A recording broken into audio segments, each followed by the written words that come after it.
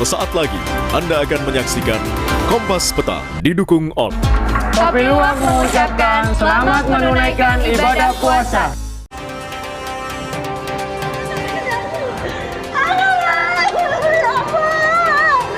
Mari, lihat turun.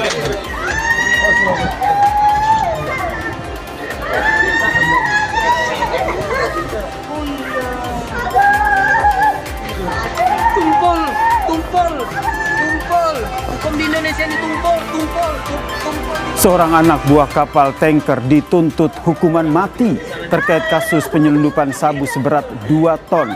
Keluarga menyebut terdakwa tidak tahu isi muatan adalah narkoba dan menyebut terdakwa baru berlayar 3 hari.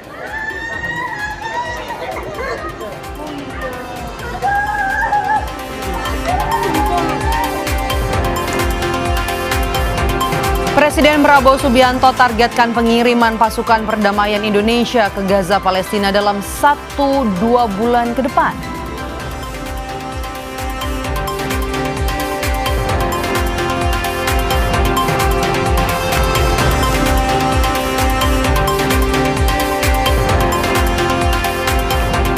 Evakuasi truk yang tertabrak kereta bandara di jalur rel Tangerang, Banten terus dilakukan. Akibat kecelakaan ini perjalanan kereta rute Tangerang terganggu.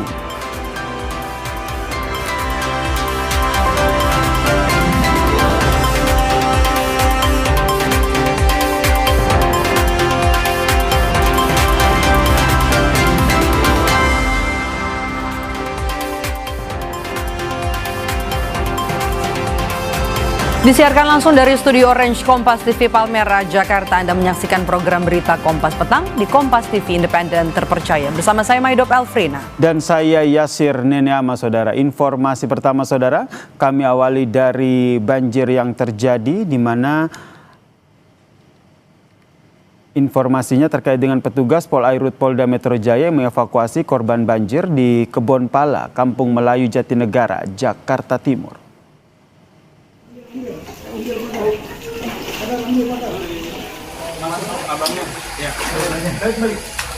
Diangkat bapaknya, awas lubang.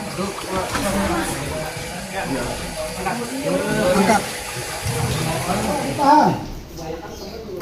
Evakuasi dilakukan pada balita korban banjir, saudara, dengan menggunakan perahu. Selain balita, lansia korban banjir yang sakit juga dievakuasi ke fasilitas kesehatan terdekat. Ada 15 personel dari Direktorat Polairut Polda Metro Jaya disiagakan di lokasi banjir dengan 2 perahu karet untuk evakuasi warga korban banjir. Hingga Jumat siang, banjir setinggi 75 cm hingga 120 cm, saudara, merendam permukiman warga Kebon Pala, Jakarta Timur.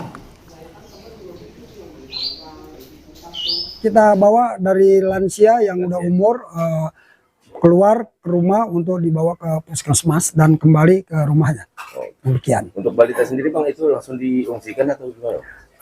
Langsung diungsikan dan diserahkan ke mengungsi. Karena memang mungkin membutuhkan perawatan. Kita ke berita lainnya, saudara. Pasca kecelakaan truk yang tertabrak kereta bandara di pelintasan Petak Poris dengan batu ceper, petugas dari KAI langsung melakukan evakuasi. Petugas mempercepat evakuasi agar jalur kereta bisa dilintasi secara normal. Evakuasi terus dilakukan pasca kecelakaan truk yang tertabrak kereta bandara di jalur rel saat melintas di Petak Poris, Batu Ceper, Tangerang, Banten.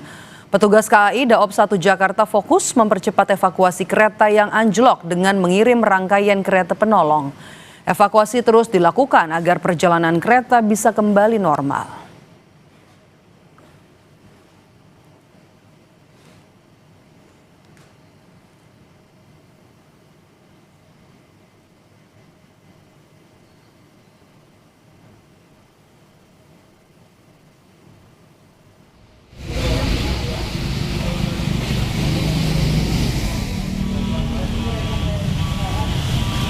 Beginilah kondisi di stasiun Tanah Tinggi sesaat pasca kecelakaan truk yang tertabrak kereta di pelintasan Poris dengan Batu Ceper. Banyak penumpang KRL yang tidak sempat atau tidak bisa melanjutkan perjalanan. Petugas pun sempat mengimbau penumpang untuk sementara beralih ke moda transportasi lain. Namun sejumlah penumpang yang belum mengetahui kejadian ini tetap menuju stasiun sehingga sempat terjadi penumpukan.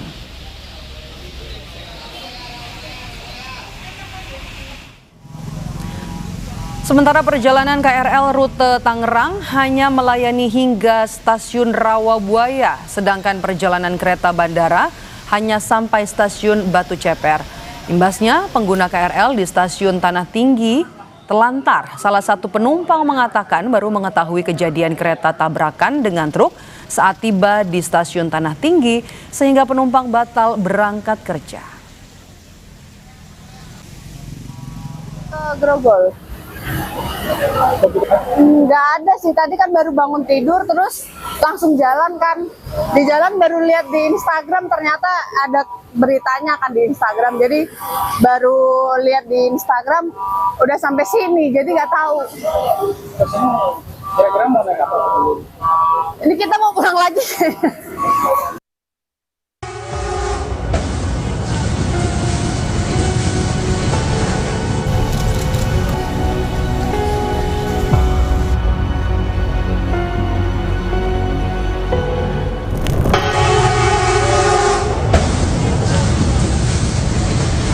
Sebuah kecelakaan terjadi antara truk bermuatan semen dan kereta api Bandara Soekarno-Hatta di perlintasan Stasiun Poris Batu Ceper, Kota Tangerang, Jumat pagi saat hujan deras turun.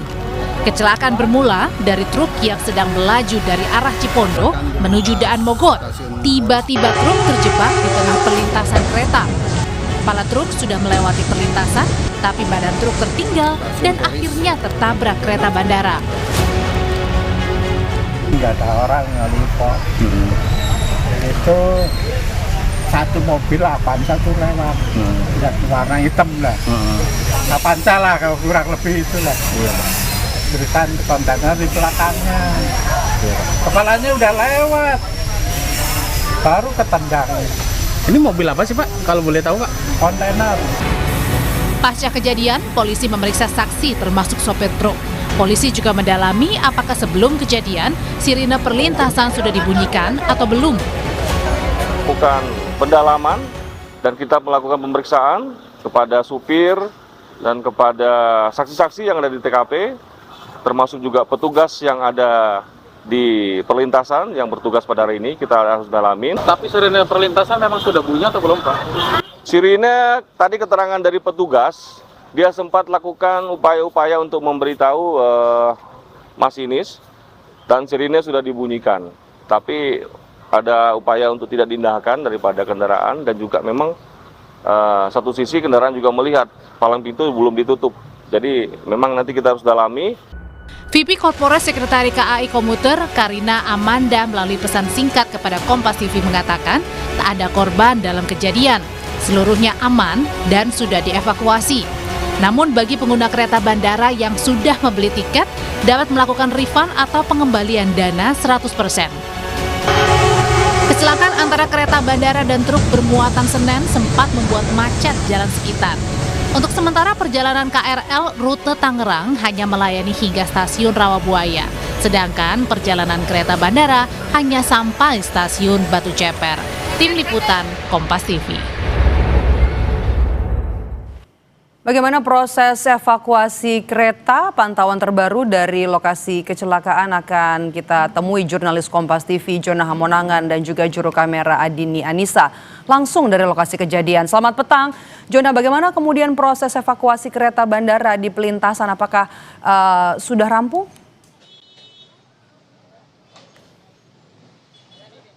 Ya Maidop, untuk proses evakuasi sendiri tadi sudah selesai kurang lebih sekitar pukul jam 3 sore. Jadi yang sekarang dilaksanakan adalah proses perbaikan khususnya untuk listrik air atas. Juru kamera saya Adi ini akan menunjukkan bagaimana visualisasinya. Jadi posisinya ini sangat dekat dengan stasiun Poris atau bisa dibilang bersebelahan. Jadi ada dua jalur 1 dan jalur 2. Jadi yang Anda saksikan sekarang ini dari petugas dari Sarana Prasarana Daob 1 Jakarta sedang memperbaiki listrik aliran atas atau LA. Dikarenakan ketika kereta ini tertabrak, jadi memang itu sempat tiang itu sampai roboh dan itulah menyebabkan listrik atasnya goyang atau tidak berfungsi baik. Nah sekarang ini sedang diperbaiki, jadi ini diupayakan mungkin antara jam 5 sore atau pukul jam 6 ini 2 rel sudah bisa normal kembali. Jadi memang untuk jalur yang di sebelah saya atau jalur 1 ini sudah normal kembali. Jadi tadi mungkin sudah ada 4 atau 5 KRL yang sudah melintas, khususnya yang dari arah Tangerang menuju arah Duri. Memang ini tidak bisa optimal dua rel atau 2 jalur dikarenakan 1 jalur ini masih perbaikan dari listrik rel atas. Jadi memang untuk recovery atau tadi penarikan tadi sudah dilakukan oleh kereta recovery atau kereta penolong. Jadi memang sekarang upaya yang dilakukan adalah upaya untuk perbaikan agar 2 rel bisa difungsikan kembali. Jadi memang untuk operasional atau mungkin untuk aktivitas khususnya untuk KRL, untuk kereta yang dari Tangerang menuju arah Grogol atau mungkin mereka yang mau transit di Duri ini sudah mulai normal kembali atau sudah mulai aktif, sedangkan untuk kereta bandara ini belum bisa dikarenakan 2 rel ini masih belum bisa berfungsi optimal. Jadi tapi memang kalau kita lihat dari perbaikan dilakukan oleh pihak dari Daop 1 Jakarta ini, mereka menurunkan full tim ya, jadi mulai dari tim yang biasa memperbaiki khususnya dari listrik aliran atas, mereka juga mengecek mulai dari rel dan juga pengecekan lain dalam rangka untuk menjamin agar nanti 2 rel bisa berfungsi atau safety berjalan dengan baik. Yang pasti untuk perbaikan ini seluruhnya dilakukan oleh tim Daop 1 Jakarta. Medok. Oke, meskipun evakuasi dari kereta sudah berhasil dilakukan, tapi masih ada kereta bandara yang belum bisa melintas begitu karena relnya juga masih belum bisa dilintasi. Terima kasih sudah bergabung bersama kami, jurnalis Kompas TV, Jona Hamonangan, juga juru kamera Adin Anissa melaporkan langsung dari lokasi. Usai jeda di Kompas Petang, saudara, kami hadirkan informasi seorang anak buah kapal tanker dituntut hukuman mati terkait kasus penyelundupan sabu seberat 2 ton. Keluarga menyebut terpidana tidak tahu isi muatan karena baru berlayar 3 hari.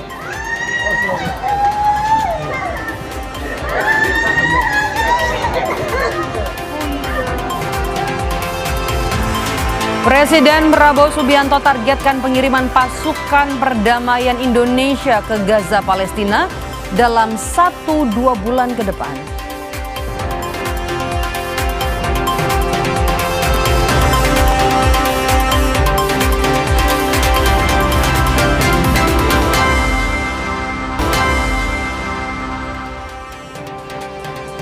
Kami lanjutkan informasi di Kompas Petang, saudara. Seorang anak buah kapal tanker Sea Dragon, Fandi Ramadan, dituntut hukuman mati terkait dengan kasus penyelundupan narkoba jenis sabu seberat 2 ton.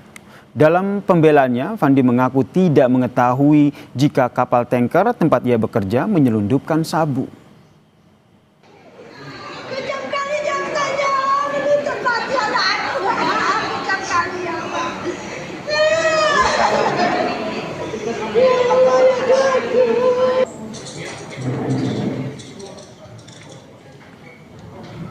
Ibu Fandi Ramadan, saudara, menangis setelah jaksa memberikan tuntutan hukuman mati kepada Fandi terkait dengan kasus dugaan penyelundupan 2 ton sabu.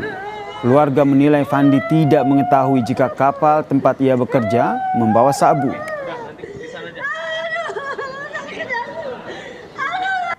Fandi berada di kapal tanker Sea Dragon karena bekerja. Ia melamar pekerjaan ke kapal tanker Sea Dragon karena dari informasi yang ia dapatkan, kapal tanker tersebut membawa minyak.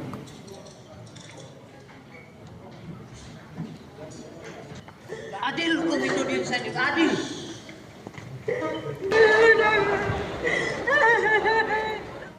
Nanti di sana aja.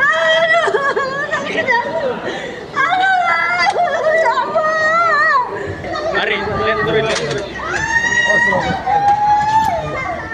Kuasa hukum menyebut Fandi Ramadan dijebak oleh pemilik kapal tanker Sea Dragon karena ia baru 3 hari berlayar.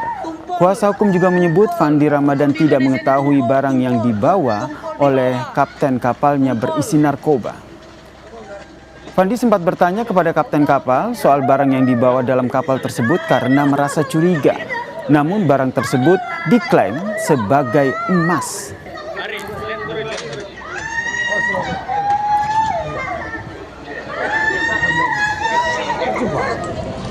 Direkrut, bukan dia melamar kerja. di perusahaan asing itu diterima, kemudian dokumennya diserahkannya sama kapten. Kapten yang mengurus segala sesuatunya.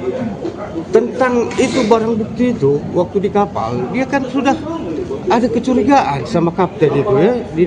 Apa ini Cap? Itu dibilang emas dan uang. Itu. Nah, sempat dia curiga juga, sempat dia bertanya juga supaya itu dibuka, tapi tidak dikasih. Cuman dia mau melawan di tengah laut, tak mungkin.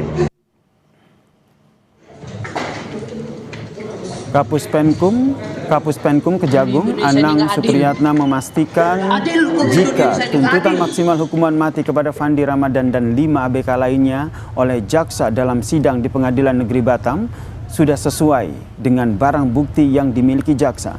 Kapus Penkum menyebut Fandi Ramadan dan juga anak buah kapal Sea Dragon sudah mengetahui jika kapal tempat mereka bekerja membawa narkotika seberat 2 ton.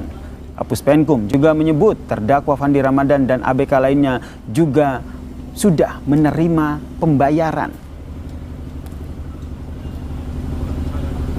Itu jenis sabu di tengah laut. Dan para terdakwa sadar dan mengetahui, termasuk yang ABK itu mengetahui bahwa barang itu adalah barang narkotika, dan itu disimpan sebagian ada di haluan kapal, sebagian lagi disembunyikan di bagian dekat mesin. Artinya menyadari dan menerima pembayaran juga yang bersangkutan. Dituntut maksimal berarti melakukan ini kan karena kejahatan itu berarti kan sudah mempertimbangkan berbagai hal, termasuk terkait. Karena yang penting bagi kita negara dalam ini komitmen melindungi warga negara dari bahaya narkotika. Ini kan hampir 2 ton loh, nggak main-main, dan itu melibatkan lintas negara. Ini kan kejahatan internasional. Dan untuk mengulas bagaimana melihat kasus ABK kapal yang dituntut hukuman mati karena kasus narkoba 2 ton ini, saudara, kita bahas bersama dengan mantan jaksa Jasman Panjaitan dan juga guru besar Fakultas Hukum Universitas Sudirman, Prof. Hipnu Nugroho. Selamat petang semuanya. Selamat petang Mas Yasir, Pak Jasman. Oke, Pak Jasman, suaranya terdengar ya? Selamat sore, Prof. Oke, saya mau ke Pak Jasman dulu nih sebagai mantan jaksa begini. Menurut Anda apa yang menjadi parameter utama atau pertimbangan dari jaksa hingga akhirnya dalam tuntutannya yang memberatkan terdakwa Fandi hingga dituntut pidana maksimal hukuman mati? Baik, seperti yang disampaikan oleh Kapus Penkum tadi, dilihat dari jumlah barang bukti yang sampai 2 ton.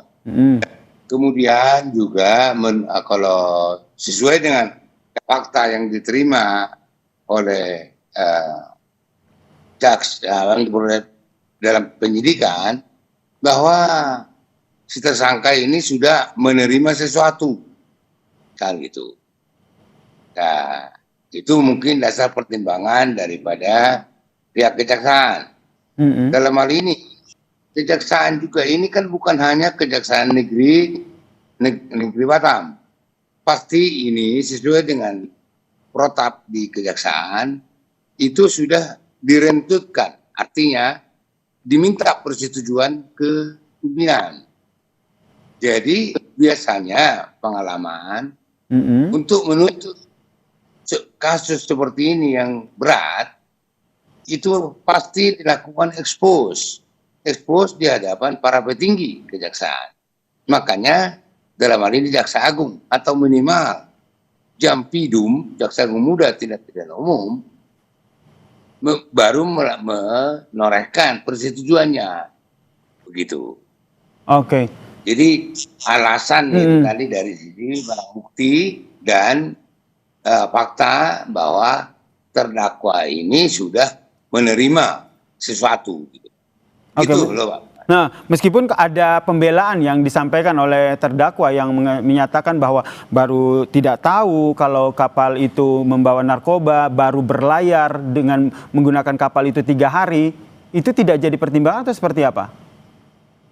Ya, itu bisa-bisa saja. Dan kalau memang ini kan baru tuntutan, kan terdakwa masih berhak mengajukan pledoi, mengajukan pembelaan yang menjadi tanggapan terdakwa terhadap tuntutan. Silakan saja nanti dikemukakan di dalam pledoi. Gitu. Baik, saya ke Prof. Hipnu. Prof. Hipnu, bagaimana Anda melihat konstruksi hukum kasus ini? Terlebih jika kita lebih fokus kepada apa yang disampaikan oleh Fandi yang menyatakan bahwa ia tidak mengetahui bahwa kapal itu membawa narkoba, kemudian baru berlayar 3 hari.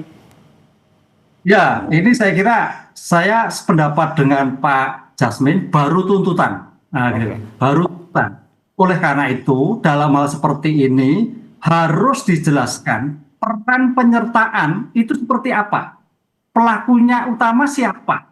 Yang turut serta siapa? Yang membantu siapa? Apakah ada relasi kuasa? Karena kita lihat tuh, ini Fandi itu baru 3 hari. 3 hari orang cari kerja. Dia saya kira tidak tahu apa yang terjadi. Lah, ketidaktahuan itu saya kira juga diperhitungkan. Karena apa Mas Fandi? Kalau kita lihat pasal 114, itu biasanya untuk bandar, kurir. Kalau kita lihat data-data itu. Lah pertanyaannya, orang mencari kerja yang baru bekerja, yang kemudian mungkin tidak tahu yang terjadi. Oleh karena itu, dalam konsep penuntutan tadi yang sampaikan itu masih terbuka bagaimana menjelaskan profil Fandi, profil perbuatan. Karena ingat, dalam KUHP kita itu menganut asas dualistis. Karena dipakai penyertaan dualistis antara perbuatan dan pembuat. Nah, pembuatnya ini kita baru 3 hari. Tampaknya sebagai alasan nanti kalau memang betul bahwa dia tidak mengetahui atau mengetahui dalam keadaan tekanan. Ini udah orang asing loh, organisasi internasional. Itu saya kira menjadi pertimbangan. Sehingga mudah suatu pertimbangan tersendiri dalam suatu putusan nanti. Gitu. Sementara itu juga Prof. Hipnu, kita ketahui bahwa Kejagung sendiri menyebut bahwa Fandi dan juga terdakwa lainnya ini menerima uang begitu. Bagaimana akhirnya dari pihak Fandi, kuasa hukumnya bisa membantah hal ini? Ya, oke, menerima uang sebagai turut serta. Tapi dalam konsep turut serta itu harus melihat dalam suatu kehendak yang sama. Dia menerima uang dalam konteks mungkin ya, kita tidak tahu bekerja kan gitu. Tapi tidak tahu apa yang terkait narkotika. Ini yang paling penting dulu. Jadi sejauh mana si terdakwa mengetahui itu narkotika.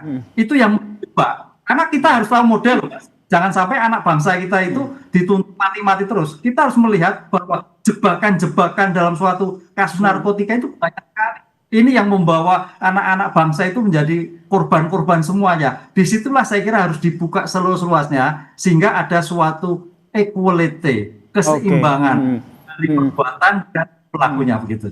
Ini yang kita khawatirkan ya, seperti yang tadi disampaikan oleh Prof. Hipnu, jangan sampai ada mereka-mereka yang tidak bersalah justru menjadi korban. Saya ke Pak Jasman. Pak Jasman tadi menyatakan bahwa tentu ada ekspos perkara begitu terkait dengan menerima uang yang tadi disampaikan. Menurut Anda sendiri, pada ekspos perkara ini apakah dijelaskan menerima uang ini dalam kondisi apa? Mereka tahu atau tidak tahu? Karena kalau kita lihat bisa saja menerima uang itu karena upah mereka bekerja di kapal itu. Oke. Ya, jadi emang itu harus diungkapkan. Pasti diungkapkan di dalam ekspos. Dan ini mungkin bisa diuji. Berapa uang yang diterima? Itu. Berapa? Kalau memang itu misalnya sampai besar, harusnya juga terdakwa ini juga curiga. Ada apa ini kok baik banget kan gitu. Apalagi dia kan masih baru. Dan juga apakah sampai sejauh mana pengetahuan terdakwa ini mengenai apa ini penyeludupan itu juga harus digali gitu. Mungkin tapi saya mengatakan mungkin Pak, penuntut umum seharusnya sudah menggali itu gitu. Barulah dia mengusulkan itu tuntutan mati.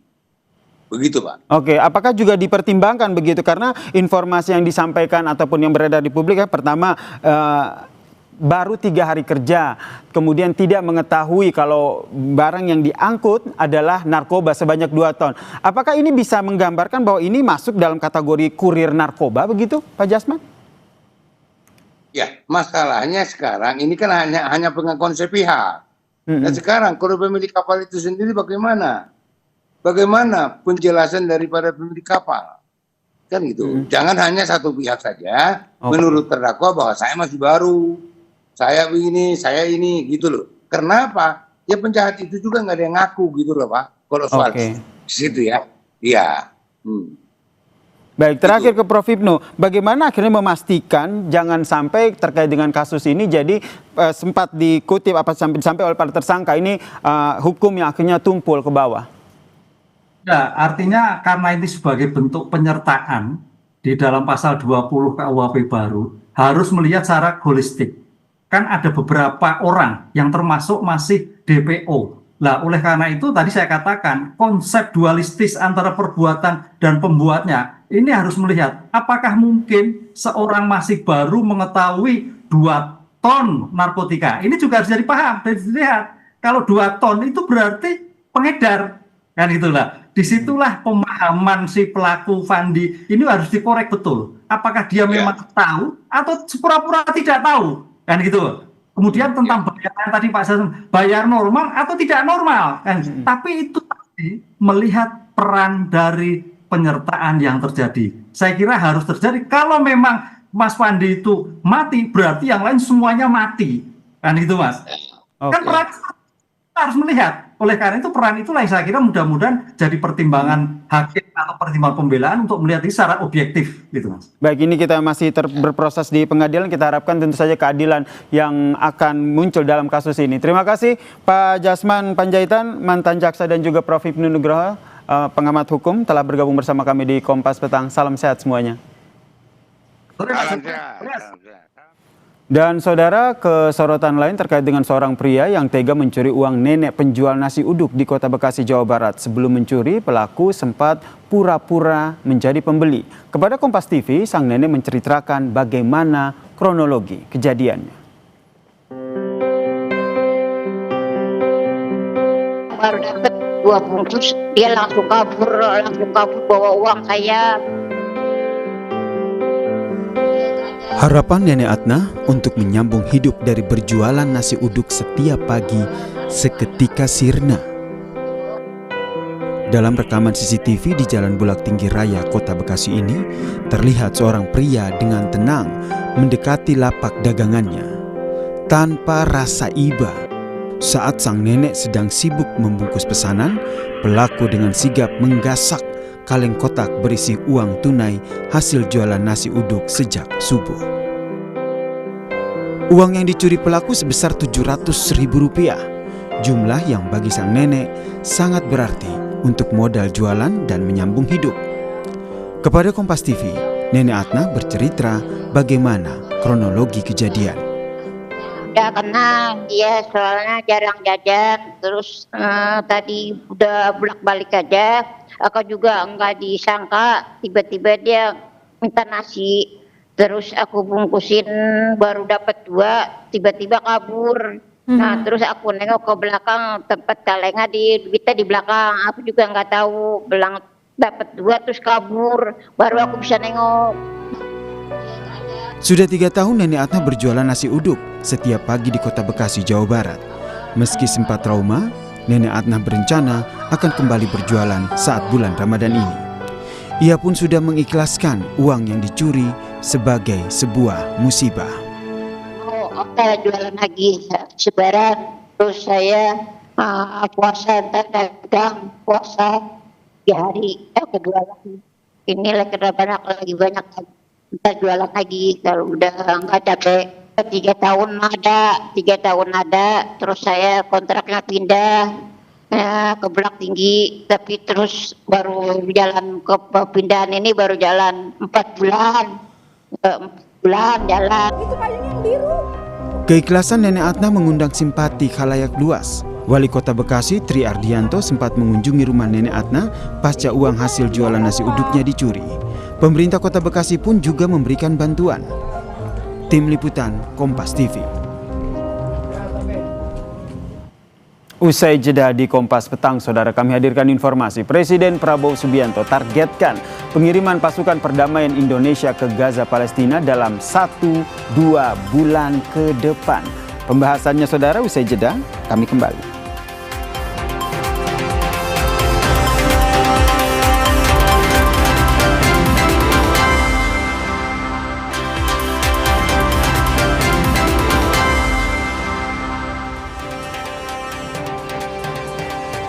Kompas Petang kami lanjutkan bersama saya Maido Pelfrina. Presiden Prabowo Subianto menargetkan pengiriman tim pendahulu pasukan perdamaian ke Gaza Palestina dapat dilakukan dalam 1 hingga 2 bulan ke depan. Usai menghadiri KTT Dewan Perdamaian di Washington DC, Prabowo menegaskan kesiapan Indonesia bergabung dalam Pasukan Stabilisasi Internasional atau ISF. Indonesia bahkan sudah menyiapkan 8.000 personel militer untuk mengawal implementasi gencatan senjata dan perdamaian di wilayah Gaza. Presiden bilang pasukan perdamaian pendahulu akan diberangkatkan dalam waktu dekat. Terkait pengiriman pasukan perdamaian Indonesia, Kementerian Luar Negeri menegaskan posisi pasukan Indonesia akan punya batasan dan ketentuan. Antara lain tidak digunakan untuk misi tempur, demilitarisasi, dan lebih berfokus pada misi kemanusiaan. Ya kita siap, kita tegas. Kapan Pak kira-kira akan dikirim? Mungkin ya kelompok-kelompok advance mungkin tidak lama lah, mungkin 1-2 bulan ini sudah ya. Pak soal penunjukan ISF Pak? Tadi kan ditunjuk jadi wakil komandan ISF. Iya, mereka minta kita jadi deputy commander. Ya. Strateginya Pak? Seperti apa Pak? Hah? Strateginya seperti apa ya? Strategi? Maksudnya strategi apa? Jika dipilih menjadi wakil komander ini seperti apa? Ya dipilih ya kita cari yang bagus ya. Tugasnya Oke, terima kasih. Sementara itu Indonesia secara resmi ditunjuk sebagai wakil komandan Pasukan Stabilisasi Internasional atau ISF.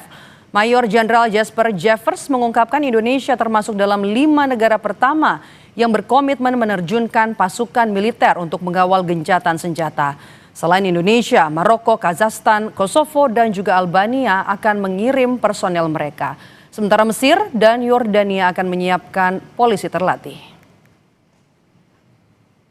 Incredibly pleased to announce today that the first 5 countries have committed troops to serve in the ISF. Indonesia, Morocco, Kazakhstan, Kosovo, and Albania. And 2 countries have committed to train police, Egypt and Jordan.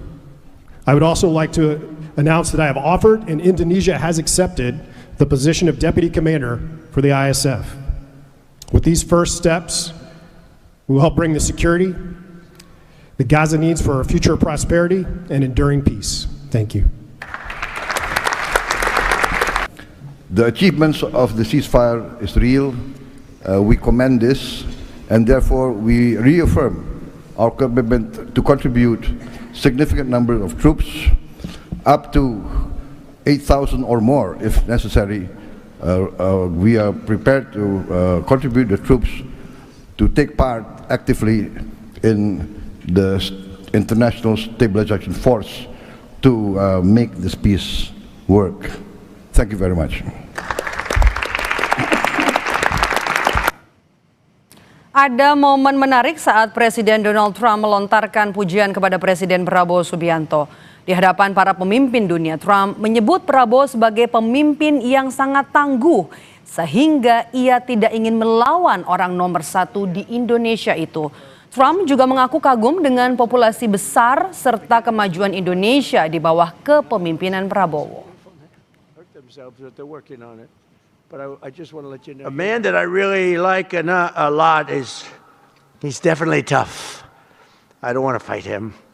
President Prabowo of Indonesia, thank you very much. Please, this is a big guy. I tell you, I said, how many people in Indonesia? He said like 240 million. I said, no, say it again. How many? It's a big country you have. And you do a great job and respected by everybody. And thank you very much for being here. Thank you very much, Mr. President. Indonesia sudah ditunjuk menjadi wakil komandan pasukan stabilisasi internasional dalam KTT BOP. Presiden Prabowo juga sudah menargetkan pengiriman tentara ke Gaza Palestina akan dilakukan dalam waktu 1 hingga 2 bulan ke depan.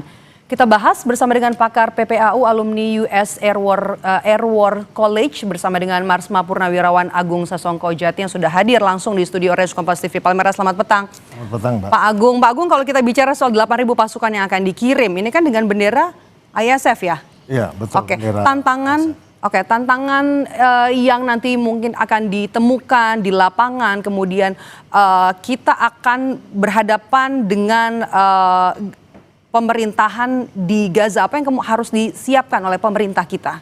Pertama, kita harus paham bahwa betul-betul berbeda antara peacekeeping forces yang selama kita lakukan dengan stabilization forces yang mungkin pertama kali kita akan ikut. Peacekeeping jelas mandat UN, ya kemudian di bawah alur hukum, di bawah pimpinan dari Dewan Keamanan, dan jelas mandatnya ya. Kemudian untuk stabilization itu lebih fleksibel, lebih luas, dan itu meliputi juga penegakan keamanan, penegakan demilitarisasi atau administrasi di daerah tersebut yang memungkinkan terjadinya pasukan digunakan untuk menegakkan aturan. Nah, ini yang harus disiapkan oleh kita adalah pemerintah kita harus menyiapkan dengan jelas mandatnya itu kalau bisa mandat PBB. Tanpa itu akan sulit legitimitasinya. Harus ada mandat PBB? Ya. Kemudian ya harus, karena tanpa mandat PBB itu akan menjadi sesuatu yang di dalam wadah yang tidak sekuat kalau dalam mandat PBB. Bahkan dalam mandat PBB pun kadang-kadang operasi pun bisa berjalan ke arah yang tidak lancar. Contohnya di Somalia, itu mandat PBB, tapi ada unsur stabilisasi yang memberikan wewenang kepada pasukan untuk melakukan tindakan. Dan kita tahu dalam film Black Hawk Down betapa kacaunya kalau itu sampai terlibat dalam konflik di dalam daerah yang harus distabilkan. Nah, kemudian pertama mandatnya harus jelas, kedua harus ada operasional SOP, standar operasional, di mana kita boleh, nah ini masalahnya karena kita di bawah hierarki daripada panglimanya atau komandannya seorang Amerika, nah kita di bawahnya, ini harus ada suatu tertulis bahwa kita boleh mengatakan tidak, atau kita menawar, atau kita tidak melaksanakan sesuai dengan perintahnya. Karena apa? Karena itu mungkin perintah itu bisa berlawanan dengan posisi kita untuk mendukung Palestina, ataupun posisi kita untuk tidak melaksanakan tindakan yang akan berusaha legitimasi kita.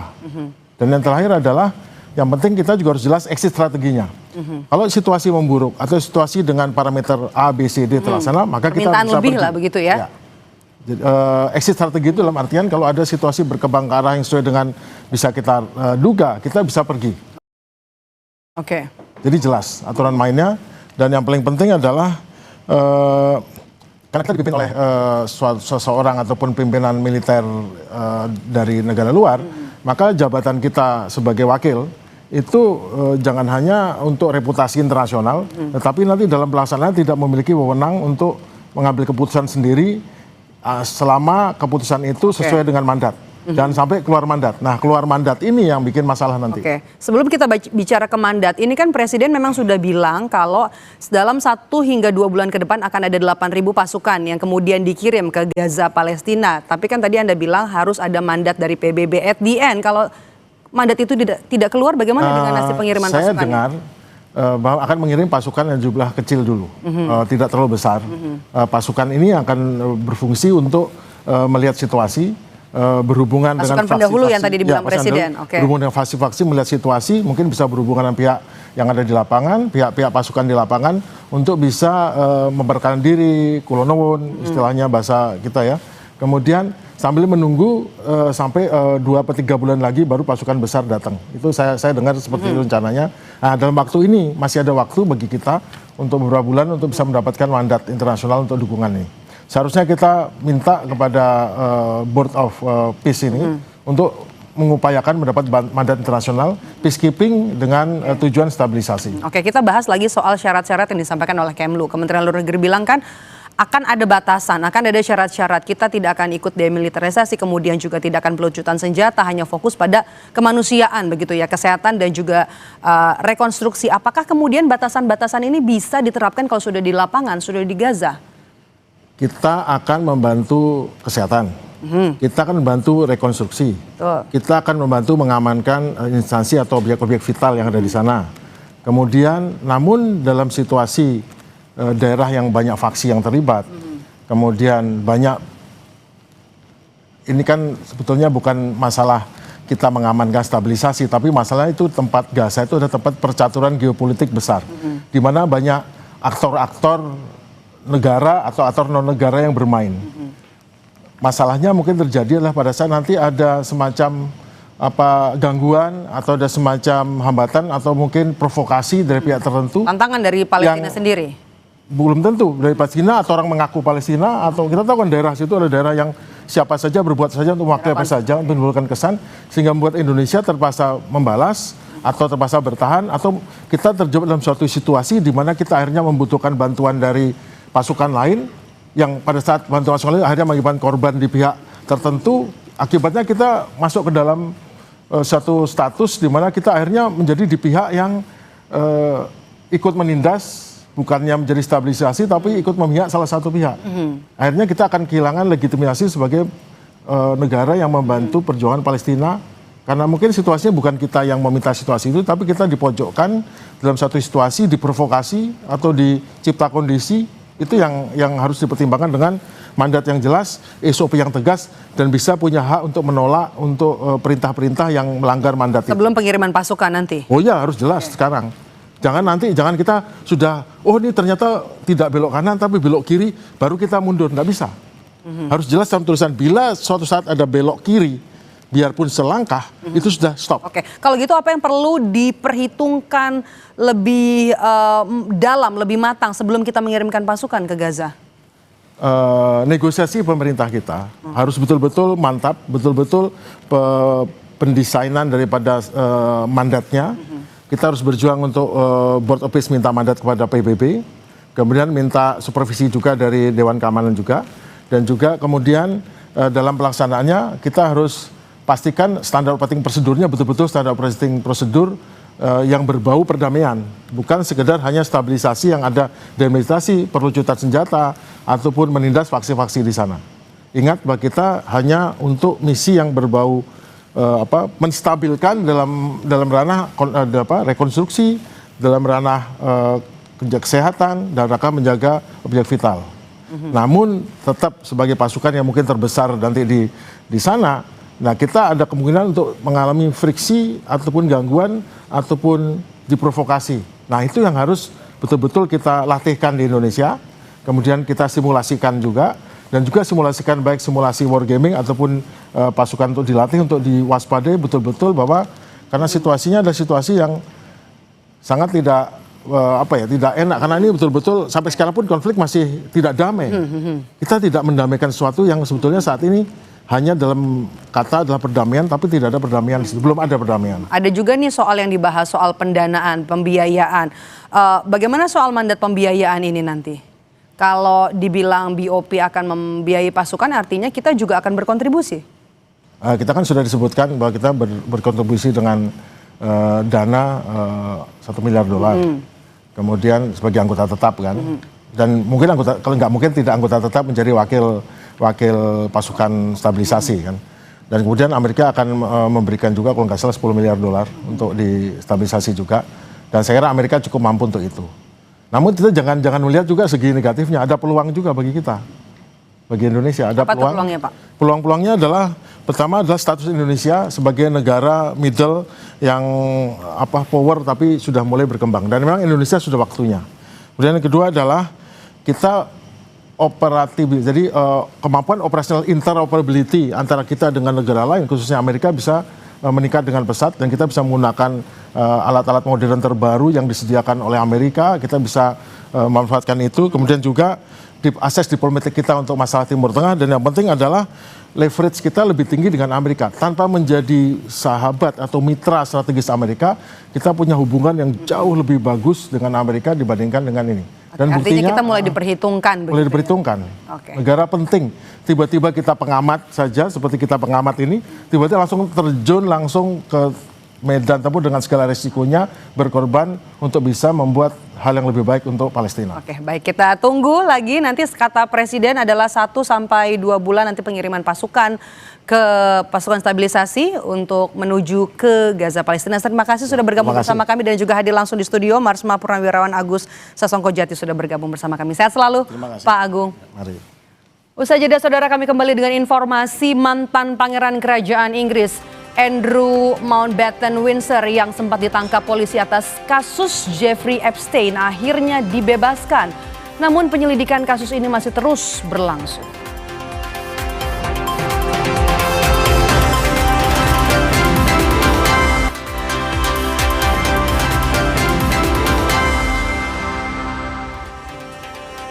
Terima kasih Anda masih menyaksikan Kompas Petang, Saudara. Mantan Pangeran Kerajaan Inggris Andrew Mountbatten-Windsor yang sempat ditangkap polisi atas kasus Jeffrey Epstein akhirnya dibebaskan. Namun penyelidikan kasus ini masih berlangsung. Sebelumnya mantan Pangeran Andrew ditangkap karena dicurigai terlibat kasus kejahatan seksual yang diduga dilakukan oleh Jeffrey Epstein. Menurut laporan BBC, saat ini polisi masih menyelidiki keterlibatan Andrew dalam kasus tuduhan perdagangan anak di bawah umur yang diduga dilakukan oleh Epstein. Sambil menunggu proses penyelidikan, saat ini adik Raja Charles ini sudah dilepaskan dari penangkapan.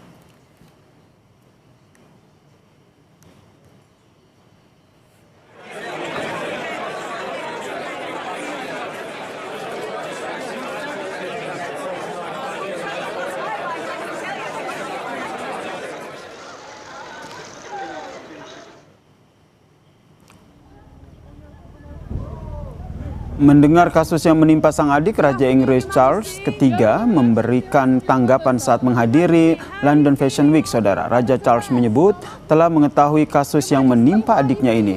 Meski mengaku prihatin, ia tetap memberi kesempatan polisi mengusut kasus yang menimpa adiknya secara transparan.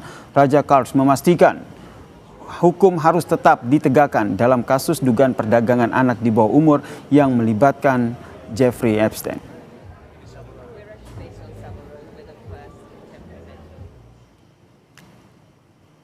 Dalam surat resminya, Saudara, Raja Charles menanggapi kasus yang menimpa adiknya. Ia menyebut, "Saya telah mengetahui dengan keprihatinan yang mendalam berita tentang Andrew Mountbatten-Windsor dan dugaan pelanggaran dalam jabatan publik. Selanjutnya, proses ini akan dilakukan secara lengkap, adil dan tepat untuk menyelidiki masalah ini oleh pihak yang berwenang. Izinkan saya menyatakan, hukum harus ditegakkan.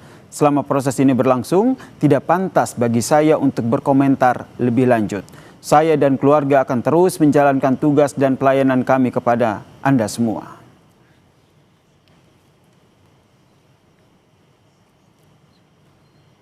Masih soal hukum, Saudara, mantan Presiden Korea Selatan Yoon Suk Yeol dijatuhi hukuman penjara seumur hidup karena pemberlakuan darurat militer singkat pada Desember tahun 2024 lalu.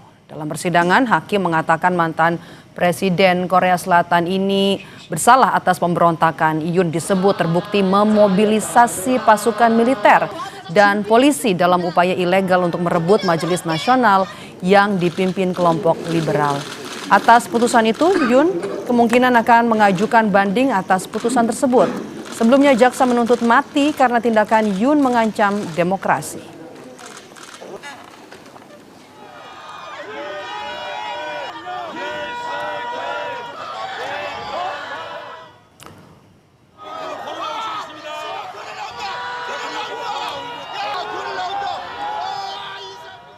Saudara, Presiden ke-7 Republik Indonesia Joko Widodo tiba di India untuk mengikuti Bloomberg New Economy Forum.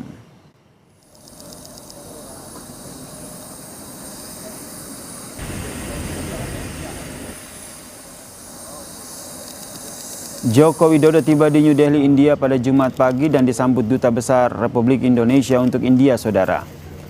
Di New Delhi, Jokowi sempat berbuka puasa bersama dengan sejumlah mahasiswa asal Indonesia yang berkuliah di India.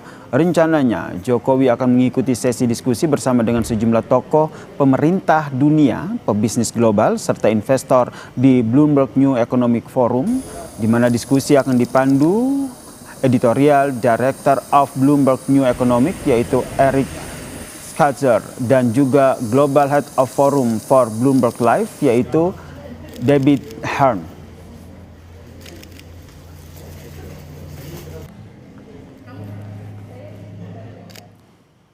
Sore ini warga mulai berburu aneka takjil seperti gorengan, sushi hingga aneka minuman segar di Jalan Panjang, Jakarta Barat. Informasi lengkapnya akan hadir usai jeda di Kompas Petang.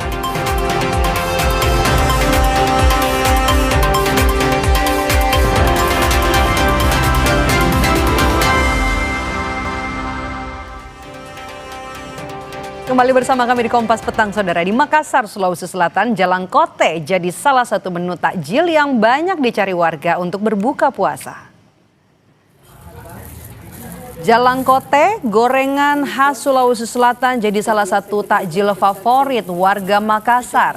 Takjil ini sekilas mirip dengan pastel, namun jalangkote berbeda karena memiliki kulit yang crispy dan lebih gurih. Di bulan Ramadan, penjualan jalangkote meningkat tajam. Azo yang merupakan pemilik usaha gorengan bilang Ramadan jadi musim panen karena penjualannya bisa naik hingga 3 kali lipat dari 200 menjadi 500 piece per hari.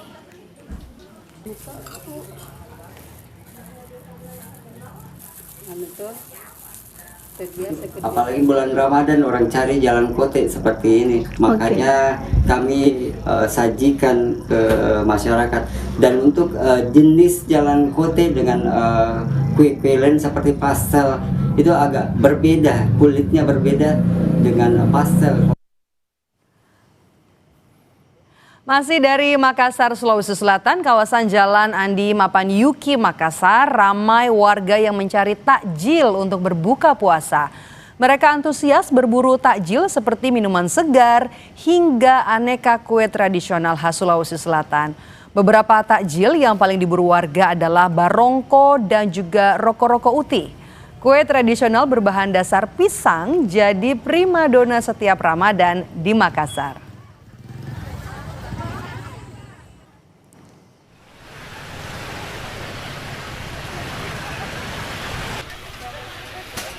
Sementara itu di Kota Pekanbaru Riau, pasar takjil di Jalan Ronggo Warsito, Kecamatan Sail, Kota Pekanbaru, diserbu warga yang mencari takjil untuk berbuka puasa. Berbagai takjil diburu warga seperti es campur, gorengan, aneka mie goreng, dan juga berbagai bubur manis. Sejumlah pembeli mengaku memilih mencari takjil di Jalan Ronggo Warsito karena lebih lengkap dan lokasinya berada di jantung kota. Takjil dengan rasa manis paling diburu pembeli.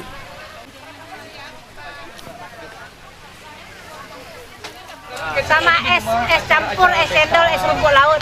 Apa yang paling banyak dibeli, Bu? Yang biasanya yang peminatnya candil. Kalau di Jakarta, Saudara, Jalan Panjang Kebonjeruk Jakarta Barat jadi salah satu pilihan warga untuk mencari takjil untuk berbuka puasa. Sore ini warga mulai berburu aneka takjil di Jalan Panjang seperti gorengan, ada sushi, hingga aneka minuman segar. Di Jalan Panjang ini, Saudara, warga bisa berburu aneka takjil dengan harga yang terjangkau.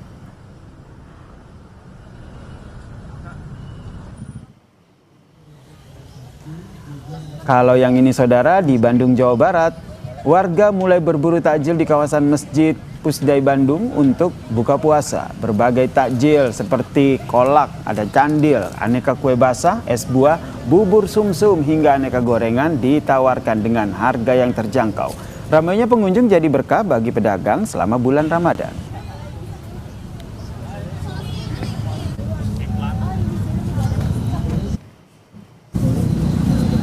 Saya ajak Anda, Saudara, untuk melihat seperti apa sih suasana berburu takjil jelang berbuka puasa di sejumlah titik. Yang pertama kita sapa ada jurnalis Kompas TV Abel Insani dan juru kamera Bima Wicaksana di Jalan Panjang Kebonjeruk Jakarta Barat.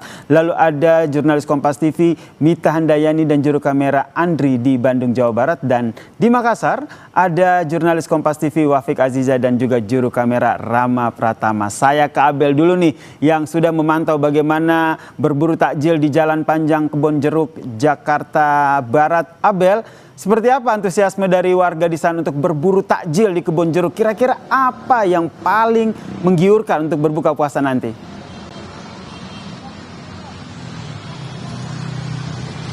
Ya, Sir dan juga Saudara, memang kalau di Jalan Panjang ini, sepanjang jalan ini semuanya jualan takjil. Hampir semua jalan panjang ini jualan takjil. Tapi memang ramai semua, ya Sir dan juga Saudara, apalagi kalau sudah pukul 17 waktu Indonesia Barat atau jam 5 sore, ini sudah mulai dibeli gitu ya. Tapi yang menariknya emang di sini lengkap banget ya Sir. Jadi kayak mulai dari ada es segar, ini es teler ya. Es teler, terus habis itu di sini juga di sebelahnya ada risol, kemudian ada lumpia, ada tahu, kemudian di sebelahnya lagi nih Yasir, ini ada tempe mendoan yang sebenarnya dari tadi ini laris sekali karena tempe mendoan ini jadi salah satu yang favorit Yasir. Kenapa? Karena satu, ini adalah gorengan. Kayaknya nggak afdol kalau buka puasa nggak pakai gorengan gitu ya. Meskipun memang tidak hanya gorengan, tapi di sini juga ada sayuran atau biasanya itu disebut dengan pecel sayur gitu. Tidak hanya tempe mendoan saja, di sini juga ada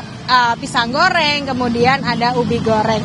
Nah, menariknya ini memang dijual secara langsung atau digoreng secara langsung gitu. Saya akan tanya langsung nih Yasir dan juga saudara kepada si penjual yang lagi masak, sibuk sekali dari tadi. Assalamualaikum Pak. Waalaikumsalam. Ini dengan Bapak siapa? Dengan Bapak Supendi. Bapak Mendi, ini gimana di hari kedua puasa? Udah rame banget atau belum? Alhamdulillah, udah keteter nih. Udah keteter ya. Masak dari jam berapa? Dari jam 2 nih belum sempat duduk ini. Oke, itu udah berapa nih yang bisa dijual hari ini? Berapa tempe mendoan, Pak? Kurang lebih udah 100 porsi ini. Udah 100 porsi ya. Ini biasanya emang akan ngejualnya 100 porsi atau nanti pertengahan Ramadan bakal lebih rame lagi, Pak?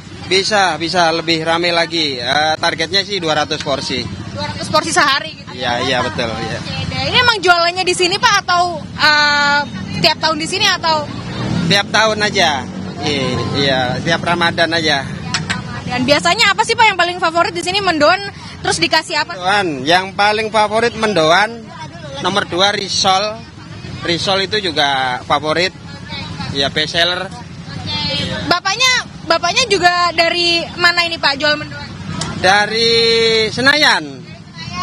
Oke, baik terima kasih Pak Mendi atas waktunya bersama Kompas TV. Selamat menjual, ini ramai banget, kayaknya juga nanti saya akan beli karena memang situasi dan juga kondisinya di sini ramai sekali Yasir dan juga saudara. Tadi sudah ada pedagang es teler, kemudian ada jenang juga, kemudian ada gorengan tempe mendoan, kemudian ada tukang-tukang sayur juga di sini. Kemudian yang lebih menariknya lagi, memang situasi dan juga kondisinya semakin kesini atau semakin sore ini semakin ramai karena mendekati azan maghrib yang tentu saja selain ngabuburit, masyarakat juga mencari takjil atau bisa disebut war takjil. Kembali ke Anda Yasir. Wah, seru banget ya Abel. Jangan lupa bungkus gorengannya untuk buka puasa nanti bersama dengan tim di sana. Dari Abel kita bergeser ke Bandung, Jawa Barat. Ada Mita Handayani di sana yang sudah siap dengan laporannya. Kalau di Bandung yang paling diburu warga untuk berbuka puasa apa, Mita? Ya Yasir, banyak sekali sebenarnya yang diburu oleh masyarakat untuk mencari bukaan untuk nanti buka puasa, karena memang untuk di Bandung sendiri kurang lebih nanti akan azannya ini kurang lebih 1 jam lagi. Tapi untuk suasana di tempat takjil di mana saya berdiri saat ini untuk melaporkan di kawasan Pusdai ini sudah banyak sekali masyarakat yang mencari takjil. Ini masyarakat juga dibingungkan nih kira-kira pilihan mana yang tepat untuk dijadikan takjil, dan yang salah satu yang ramai dicari oleh para masyarakat untuk berbuka takjil adalah ini nih Yasir. Ini adalah aneka kue basah karena di sini banyak sekali kue-kue yang bisa dijadikan pilihan untuk berbuka puasa nanti. Ini ada kue tradisional, lalu ada donat, pisang aroma, ada pastel, risol, dan juga lepet atau lontong. Dan untuk mengetahui lebih lengkapnya, sekarang saya mau berbincang dengan pemilik atau penjual dari kue basah. Halo, selamat sore Pak. Ya, sore. Namanya siapa Pak? Tommy. Pak Tommy, ini kan banyak sekali nih yang datang untuk membeli aneka kue basah ini. Sebenarnya yang paling banyak dicari ini aneka kue yang seperti apa sih Pak? Atau makanan apa? Yang banyaknya sih asin-asinan ya teh kalau bulan puasa mah ya. Kira-kira kalau misalnya asin-asinannya ini apa nih Pak? Apakah misalnya lemper atau apa? Lemper bisa, biasanya di pastel, risoles. Risoles juga kan ada macam-macam ya. Ada yang isi sayur, ada yang isi mayones sosis, mayones beef, macam-macam. Oke. Baik Pak Tommy, terima kasih sudah berbagi informasi dengan kami, yaitu Yasir. Memang untuk aneka kue basah ini menjadi salah satu yang paling banyak dicari selain kolak yang manis. Dan yang tidak kalah ramainya adalah minuman-minuman manis yang segar setelah menahan haus dari tadi subuh. Yasir. Wah, nih kamu semoga tidak bingung lagi ya mencari apa menu untuk berbuka puasa nanti. Dari Bandung, Jawa Barat, saya ajak Anda untuk melihat seperti apa suasana jelang berbuka puasa di Makassar. Ada jurnalis Kompas TV Wafik Aziza. Wafik, kalau Makassar ini kan terkenal dengan aneka makanan khasnya. Apakah ini juga jadi salah satu takjil yang diburu warga saat bulan Ramadan, Wafik?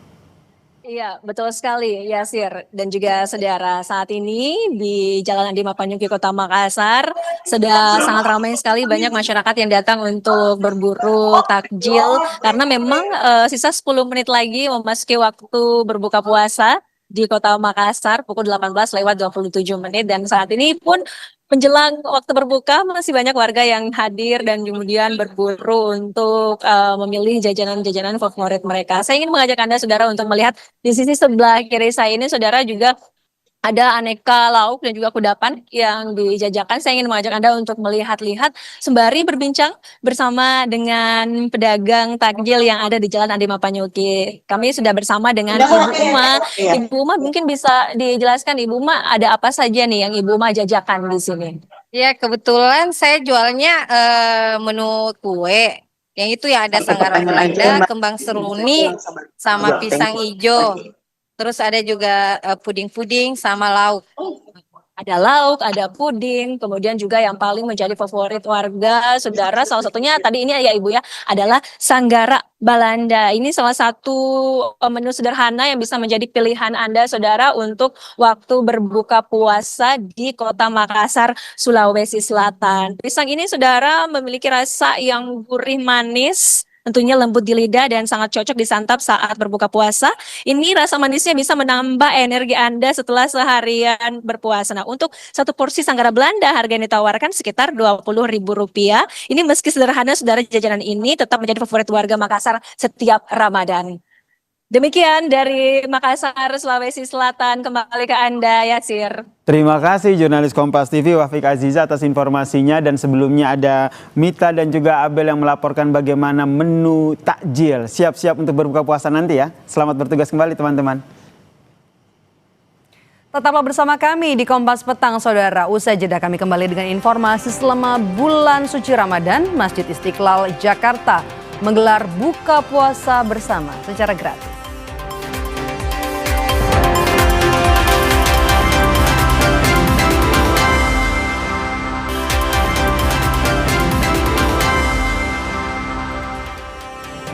Selama bulan suci Ramadan, Masjid Istiqlal Jakarta menggelar buka puasa bersama secara gratis. Ribuan paket berbuka yang disediakan pun jadi daya tarik warga untuk berbuka di masjid ini.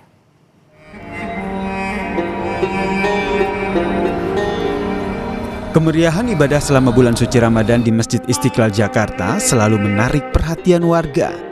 Salah satu momen yang paling dinanti adalah tradisi buka puasa bersama yang melibatkan ribuan porsi hidangan gratis setiap harinya. Sejak pukul 4 sore, jemaah dari berbagai penjuru Jabodetabek mulai memadati area selasar masjid terbesar di Asia Tenggara ini. Untuk Ramadan tahun 2026, Badan Pengelola Masjid Istiqlal menyediakan sedikitnya 4.000 hingga 6.000 porsi nasi box setiap harinya. Bahkan di akhir pekan jumlahnya bisa melonjak hingga 10.000 porsi. Jumlah orang yang buka puasa di Istiqlal seperti tradisi yang lalu, kalau hari-hari biasa ya itu sekitar 3.000 sampai 5.000.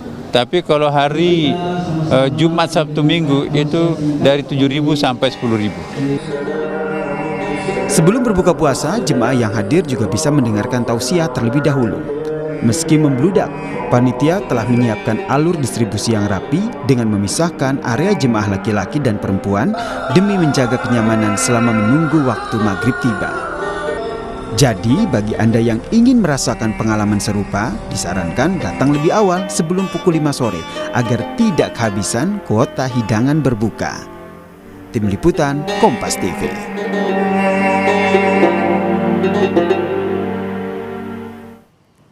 Usai jeda, Kompas Petang akan kembali. Tetaplah bersama kami.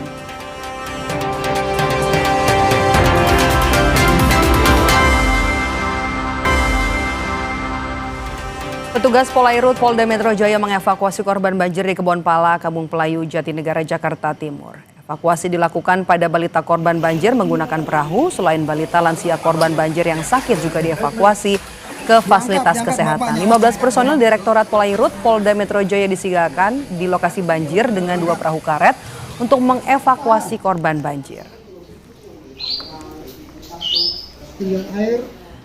Kami tutup Kompas Petang hari ini. Terima kasih sudah menonton. Saya Maidop Elfrina. Dan saya Yasir Neneama. Sampai jumpa.